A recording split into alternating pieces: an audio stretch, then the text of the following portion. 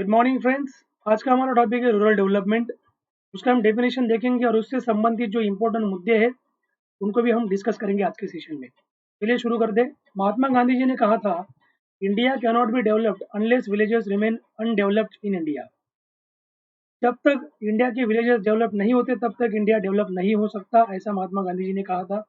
उन्होंने ये भी बोला था कि मैक्सिमम पॉपुलेशन इंडिया का जो है वो विलेजेस में रहता है और विलेजेस इकोनॉमी में अपना एक इम्पोर्टेंट रोल जो है वो प्ले करते हैं और विलेजेस पे फोकस करना एक हर एक गवर्नमेंट का टॉप मोस्ट प्रायोरिटी होना चाहिए, ऐसा भी उन्होंने कहा था। तो चलिए आगे हम डिस्कस करते हैं। डेफिनेशन हम पहले देख लेते हैं। रूरल डेवलपमेंट एक कॉम्प्रिहेंसिव टर्म है फ्रेंड्स, और जनरली जो विलेज इकोनॉमी है उसका जो डेवलपमेंट है, ओवरऑल डेवलपमेंट, उसका ओवरऑल डेवलपमेंट में जो एरियाज पीछे रह गए हैं उसके डेवलपमेंट पे फोकस करना, ये जनरली रूरल डेवलपमेंट आपको हमें हमें बताता है। तो कुछ ऐसे एरियाज हैं जो बहुत ज़्यादा चैलेंजिंग है और उनको डेवलप करने के लिए इंडिया में फ्रेश इनिशिएटिव्स की भी ज़रूरत है। तो ऐसे कुछ एरियाज है, हम उसको देख लेते हैं वन बाय वन। उसमें पहला एरिया है वो है डेवलपमेंट ऑफ ह्यूमन रिसोर्सेज। और डेवलपमेंट ऑफ ह्यूमन रिसोर्सेज में क्या क्या चीज़ें आएंगी इसमें, यहाँ पे है literacy. More specifically female literacy इसमें ज़्यादा हम फोकस करेंगे, बिकॉज इंडिया के आज भी बहुत सारे ऐसे एरियाज है विलेजेस के, राज्यों के, जहाँ पे फीमेल लिटरेसी को ज़्यादा प्रमोट नहीं किया जाता। ठीक है, उसके बाद एजुकेशन है, स्किल डेवलपमेंट है, हेल्थ है, addressing both sanitation and public health. ये जो है ये डेवलपमेंट, ह्यूमन रिसोर्स डेवलपमेंट के इंपॉर्टेंट फैक्टर्स है। तो यहाँ पे ये चैलेंजिंग एरियाज है, इन पे फोकस किया जाना बहुत इंपॉर्टेंट है। दूसरा मुद्दा है वो है लैंड रिफॉर्म्स। लैंड रिफॉर्म की तरफ भी ध्यान देना इंपॉर्टेंट है। तीसरा मुद्दा है यहाँ पे development of the productive resources of each locality infrastructure development. ठीक है, जैसे कि electricity, irrigation, credit, marketing, transport facilities including construction of village roads, feeder roads to nearby highways, facilities for agriculture research and extension and information dissemination। ये भी areas बहुत ज़्यादा challenging है, इन पे फोकस करना इंपॉर्टेंट है। उसके बाद 4 नंबर का मुद्दा आता है कि special measures for elevation of poverty. Poverty has always been remain the important part of the Indian economy. Okay, और जितनी ज़्यादा पॉवर्टी अगर देश में होगी, कंट्री में होगी या गाँव लेवल पे होगी, तो ऑब्वियस है कि ये कंट्री के लिए बहुत बड़ा एक मुसीबत होता है डेवलपमेंट के लिए। तो इसीलिए पावर्टी जो है, पावर्टी को कम करना, bringing about significant improvement in the village, in the living conditions of the weaker sections of the population. याद रखना कि जो एम्प्लॉयमेंट अपॉर्चुनिटीज़ है उनको ज़्यादा से ज़्यादा प्रमोट करके, उनको ज़्यादा फोकस करके जो वीकर सेक्शन इंडिया का है उनका लिविंग स्टैंडर्ड इंप्रूव करना, पावर्टी उनमें कम करना। नहीं, जितनी ज़्यादा एम्प्लॉयमेंट अपॉर्चुनिटी जनरेट की जाएगी उतनी ज़्यादा जो पावर्टी है वो हम कम कर सकते हैं। उसके बाद ऑल दिस मीन्स, इसका सबका एक मीनिंग ऐसा होता है फ्रेंड्स की फार्मिंग कम्युनिटी जो है have to be divided with various means that help them increase the productivity of grains, cereals, vegetables and fruits. ये सबसे इंपॉर्टेंट मुद्दा है यहाँ पे कि जो फार्मिंग कम्युनिटी है उनको अलग अलग संसाधनों से उनको परिपूर्ण किया जाना चाहिए कि so that they can increase the productivity of grains, cereals, vegetables and fruits. They also need to be given opportunities to diversify into various non-farm productive activities such as food processing। Food processing जैसी जो non farm activity है उनमें भी उनको एक प्रकार का participation देना चाहिए so that they can increase their production, giving them better and more affordable access to health care, sanitation facilities work places में या घर पे, एजुकेशन फॉर ऑल। ये सारी जो फैसिलिटीज है उनका सबका एक्सेस जो है उनको देना चाहिए, बेटर एक एक्सेस। और it will also need to be given top priority for rural development. और रूरल डेवलपमेंट के हिसाब से उनको एक टॉप प्रायोरिटी पे रखना पड़ेगा इन सारी चीज़ों को। ठीक है, एजुकेशन इसमें आ गया, हेल्थ आ गया, सैनिटेशन है, इन सारी चीज़ों को, इन तीनों चीज़ों को। तो आगे हम देखते हैं credit and marketing in rural areas.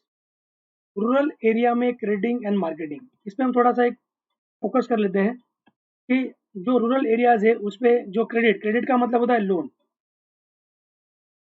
Loan और उसकी मार्केटिंग किस प्रकार की यहाँ पे की जानी चाहिए। देखो, अगर हमें रूरल इकोनॉमी को अगर बढ़ाना है, उस पर अगर फोकस करना है, तो ऑब्वियस है कि उसका ग्रोथ करना है तो वो प्राइमरी डिपेंड किस पे होता है, कैपिटल पे डिपेंड करता है।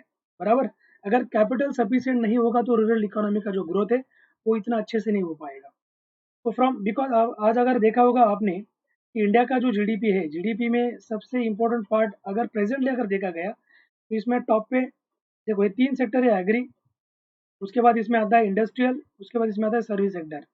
सर्विस सेक्टर का जो क्रेडिट है यानी कि जो कंट्रीब्यूशन है वो इंडिया के जीडीपी में सबसे ज़्यादा है, लेकिन उसके साथ साथ हम ये कभी नहीं बोल सकते कि एम्प्लॉयमेंट में सबसे ज़्यादा एग्रीकल्चर आगे है। ठीक है, अगर एग्रीकल्चर का कंट्रीब्यूशन अगर कम भी होगा जीडीपी में, लेकिन सबसे ज़्यादा जो जॉब जनरेशन है वो एग्रीकल्चर ही आज के तौर पे कर रहा है।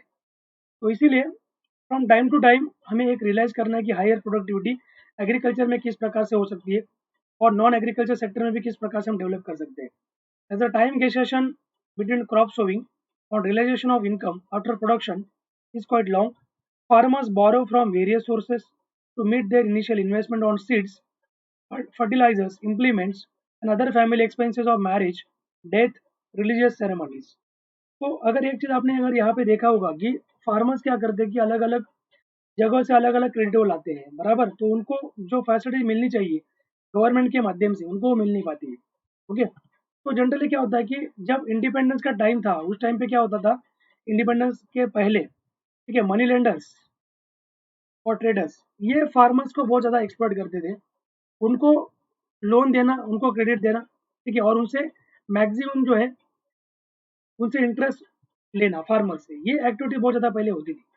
हाई इंटरेस्ट पे उनको अपना क्रेडिट देते थे और फार्मर्स को मैनिपुलेट करके उनको पूरा वो कर्जे के जो डेप्ट ट्रैप है उनको उसमें फंसा देते थे। और मेजर चेंज इसमें किया गया 1969 के बाद, जब इंडिया ने सोशल बैंकिंग और मल्टी एजेंसी अप्रोच अपनाया था, ठीक है, रूरल क्रेडिट के लिए। तो 1969 में आपने देखा होगा कि जो बैंकिंग सेक्टर है उसको नेशनलाइज किया गया था। इंदिरा गांधी उस टाइम पे प्राइम मिनिस्टर थी और नेशनलाइज करने के बाद बैंकिंग का एक मकसद क्या रहा था कि रूरल लेवल पे बैंकिंग को ले जाना।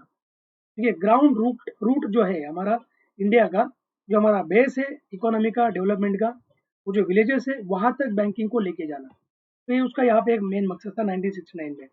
उसके बाद नाबार्ड की स्थापना की जाती है 1982 में। ओके, और नाबार्ड का एक मकसद था कि जो फाइनेंशियल सिस्टम है, रूरल फाइनेंशियल सिस्टम, उनको एक प्रकार का कोऑर्डिनेट करना।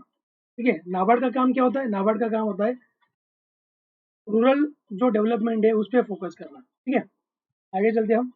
उसके बाद फिर ग्रीन रिवॉल्यूशन एक मेजर चेंज लेके आता है क्रेडिट सिस्टम में, रूरल क्रेडिट सिस्टम में, और जिससे बहुत ज़्यादा diversification of the portfolio of rural credit towards production oriented lending, ये बहुत ज़्यादा चीज़ें उस टाइम पे हुई थी। यानी कि जो ग्रीन रिवॉल्यूशन आया था, ग्रीन रिवॉल्यूशन एक पॉजिटिव अप्रोच लेके आया था और वहाँ से और थोड़ा फार्मर जो है, फार्मर्स का जो सर्वाइवल था यानी कि उनका जो प्रोडक्शन था उसको और ज़्यादा वहाँ पे प्रमोशन किया गया। उसके बाद इंस्टीट्यूशनल स्ट्रक्चर जो था रूरल बैंकिंग का आज का, अगर आपने देखा उसमें बहुत ज़्यादा मल्टी एजेंसी इंस्टीट्यूशंस है, जिसका नाम हम देख सकते हैं कि कमर्शियल बैंक है उसमें, रीजनल रूरल बैंक है उसमें, आरआरबीज है, कोऑपरेटिव्स है, लैंड डेवलपमेंट बैंक है उसमें। तो मेजर एम जो है डिजाइनिंग दिस मल्टी एजेंसी, और ये जो commercial bank, regional rural bank, cooperative banks and development banks का जो मेन मकसद है ये सिस्टम का, मल्टी एजेंसी सिस्टम का, वो है कि क्रेडिट जो है, ठीक है, जो लोन होता है एडिक्वेट लोन प्रोवाइड करना चीप रेट्स पे, ये इनका मेन मकसद है। ठीक है, और उसके साथ साथ अब और भी इसमें एक एडवांस चीज दे सकते हैं कि S H G, self help groups की स्थापना की जाती है। और ये सेल्फ हेल्प ग्रुप भी एक प्रकार का आप देखोगे कि रूरल डेवलपमेंट में एक अपना बहुत बड़ा इंपॉर्टेंट रोल प्ले करता है। ठीक है, सेल्फ हेल्प, जैसे कि आपने देखा होगा कि कोई भी फार्मर है उनको अगर लोन लेना होता है तो पहली बात उन पे कोलेटरल पे आ जाती है, और बहुत ज़्यादा फार्मर्स पे या फिर बहुत ज़्यादा रूरल हाउस होल्ड्स के पास कोलेटरल नहीं होता है। तो जब कोलेटरल नहीं होता तो उसको फिर क्रेडिट नेटवर्क के बाहर उसको किया जाता है, बराबर, उसको लोन फिर नहीं मिल सकता है। तो फिर ऐसा आदमी क्या करेगा, ठीक है, अपना सर्वाइवल के लिए, इसलिए फिर एस को लाया गया और इन्होंने अपना जो भी इन एडुकेट जो सप्लाई था क्रेडिट का उनको फिलफिल करने का काम इन्होंने किया। और इन्होंने और एक चीज़ rural social and community development को बढ़ाने का काम किया। ओके, एसएचजी प्रमोट करता है स्मॉल प्रोपोर्शंस को, in small proportion by minimum contribution from each member, हर एक मेंबर का मिनिमम कंट्रीब्यूशन लेके उनको प्रमोट करना। उसके बाद जो हमारा पुल्ड इकोनॉमी है, पुल्ड मनी जो हमारा है, ठीक है, वो पुल्ड मनी से credit is given to the needy members. तो फिर लोन जो है वो एक नीडी पर्सन को दिया जाएगा to be repayable in small installments as at reasonable interest rates. तो ये सारा इतना बड़ा फायदा इंडिया को मिला उस टाइम पे कि एसएचजी जैसे आता है, एसएचजी आने के बाद फिर हर एक जो नीडी पर्सन है उसको लोन दिया जाएगा, कम इंटरेस्ट में दिया जाएगा और उसकी जो इंस्टॉलमेंट रहेगी वो भी बहुत ज़्यादा कम रहेगी। ठीक है, तो 2003 के एंड तक, मार्च 2003 के एंड तक मोर देन 7 लाख से ज़्यादा सेल्फ हेल्प ग्रुप्स की स्थापना की गई थी। ठीक है, और उनको क्रेडिट लिंक से उनको जोड़ा गया था। तो इस प्रकार हमने इस पे यहाँ पे देखा फ्रेंड्स। तो आज का हम सेशन यहाँ पे स्टॉप करते हैं। Thank you for watching the class.